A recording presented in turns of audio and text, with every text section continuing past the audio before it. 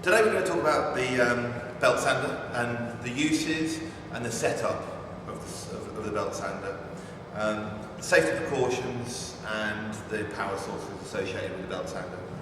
So with all portable power tools, it's important to go through a few checks before you start using the saw on a piece of work.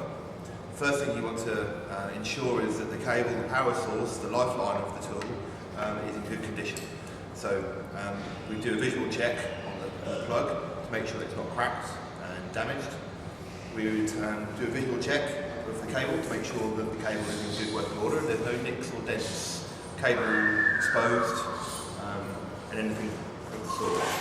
So looking at this tool, currently now, I'll just quickly run my hand down the cable just to make sure that there's no damage. And obviously how the cable enters the tool and to make sure that this is in good working order and there's no damage to that. Identification plate, which is on all portable power tools, gives you information about the cable in here and about the power source. And this tool here has a square inside a square on the identification plate, which indicates that this is a double insulated tool. It also gives you other information about the wattage and the volt and the revolutions. So this is really important to fay yourself with before you start using that tool. So the tool itself has several different functions, and really important that this waste collection bag is applied when using the tool, and that it's collecting as much of the waste as possible. What we need to be aware of is other people working in the environment and making sure that they're not breathing or taking in any of the waste dust. So making sure that the bag is empty before you use it, and that it's sealed properly when you then come to use the tool. On this particular Makita sander, this waste collection bag just simply slots into the hose at the back. So a little bit more about the tool. The belt sander can take a various number of abrasive belts, depending on the type of work that you're doing, and they are classed as in grit sizes. And so this particular belt in here is a P120, so it's for reasonably fine work and a certain amount of taking the timber to a nice smooth surface. On the side here we have a tracking knob, and what this tracking knob is, this adjusting knob, it makes sure the belt is sitting centrally within the two wheels, and so that you are sanding nice and flat and true, and that the belt is staying on.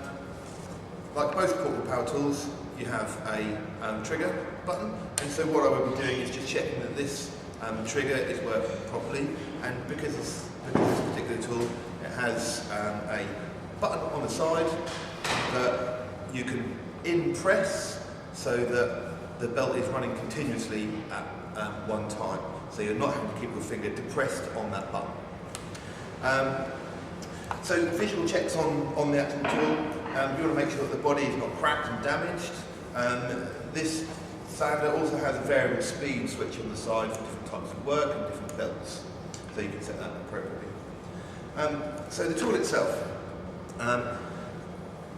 part of the portable power tools is that we would adhere to and follow certain regulations, and some of the regulations that would be used within this tool is the Pure regulations, 1998. We would also be making sure that the electricity at work regulations are followed, PPE regulations, that we're wearing an appropriate mask and goggles, and in this case, noise at work regs. So we'll start having a look at the use of the tool now.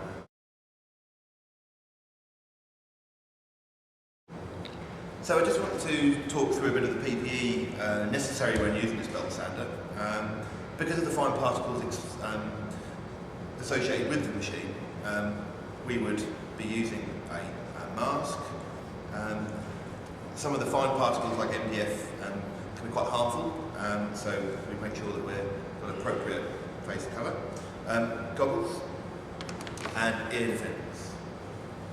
So what I want to do is just go through the removal of the sanding belt.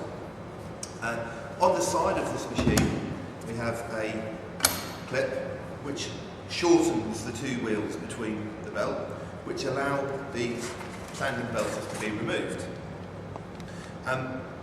The belt have an arrow on the inside which indicate the direction of travel.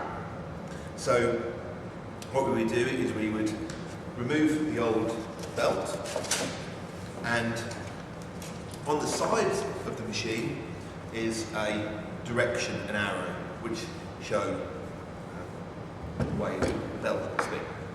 So we have our new belt. This is a P120, and we apply it back on to the wheels of the belt, and we will roughly centre that belt between the two wheels, the front and the back, making sure that they sit roughly square.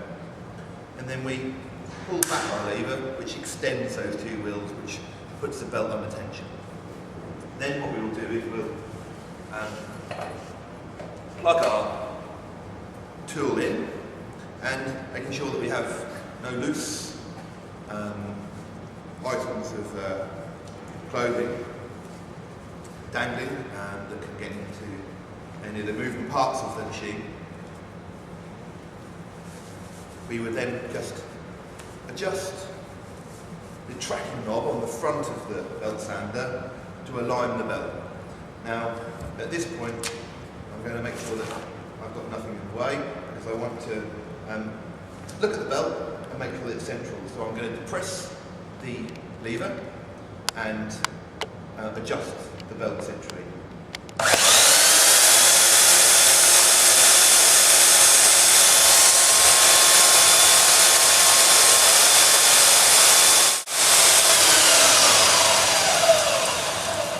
So the belt now sits in line and parallel with the two rollers at the front and the back. So the belt now is set and ready for use. So what I'd like to talk about now is the use on a piece of work. So making sure that the dust extraction bag is fitted securely and not in the way of any of the moving parts and the cable. And I'm just going to apply my PPE. My work is securely fixed in the bench so that it can't move. And what I'm going to do now is just take back the top layer of this so that it is a smooth finish.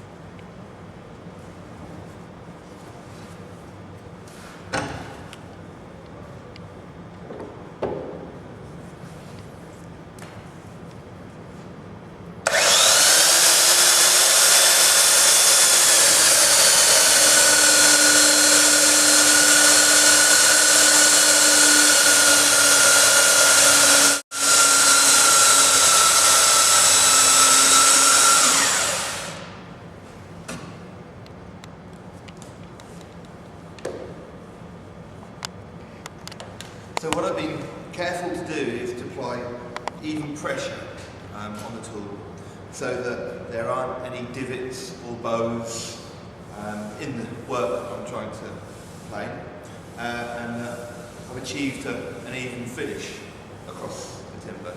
So I'm not labouring the tool at all in the work. I'm allowing the belt to take the timber back, and so at any time that machine wasn't labouring and struggling to do that.